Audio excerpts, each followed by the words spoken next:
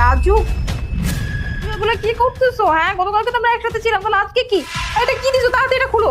গতকালকে আমরা একসাথে ছিলাম, আজকে আবারও দেখো যেটা দিছো তাড়াতাড়ি খুলে। নিঃশ্বাস নিতে কষ্ট হচ্ছে, কি ব্যাপার? কোথায় দেখো, আমার কিন্তু কষ্ট হচ্ছে, তুমি এটা তাড়াতাড়ি সরো, আমি নিঃশ্বাস নিতে পারতেছি না। রাজু, রাজু তাড়াতাড়ি এটা খুলো না, এটা খুলো।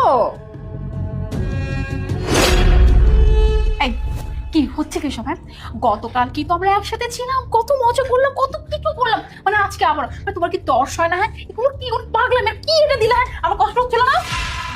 স্যারে জানতে পারলে আমার পেটে সামনে রাখবো না, চুপ করে। আরে তোমার স্যার কি করে জানবে? তোমার স্যার কি এখানে আছে? নাই তো।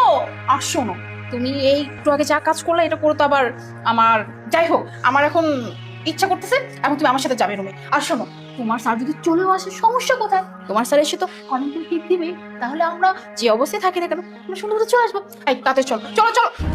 দাঁড়াও, কোথাও যাওয়া লাগবে না, আমি তো চলে আসছি। আলিফ, তুমি এখানে, ইয়ে মানে তুমি না অফিসে?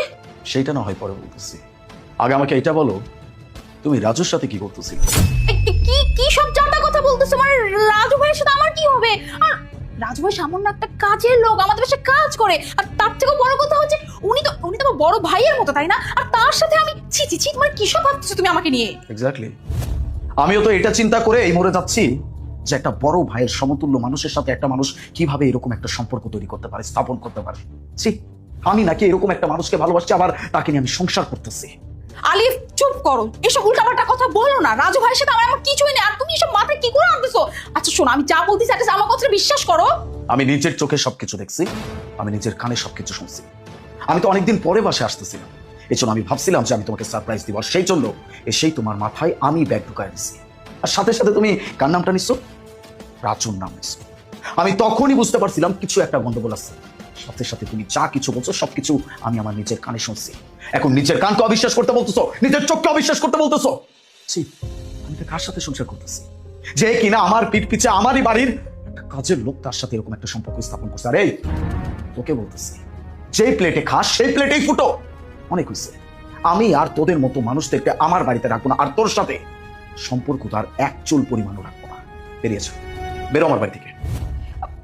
আলিফ বাবা শোনো না, মানে আমি আমি তার সাথে যা করার করেছি, কিন্তু দেখো আমি এমনটা করবো না। আর তুমি যে আমাকে বের করে দিচ্ছ, আমাকে বের করে দিলে আমি থাকবো কোথায় বলো? তুই জাহান্নামের চৌরাস্তায় যাবি, বেরো, যেটা বলছি না, বেরো বেরো।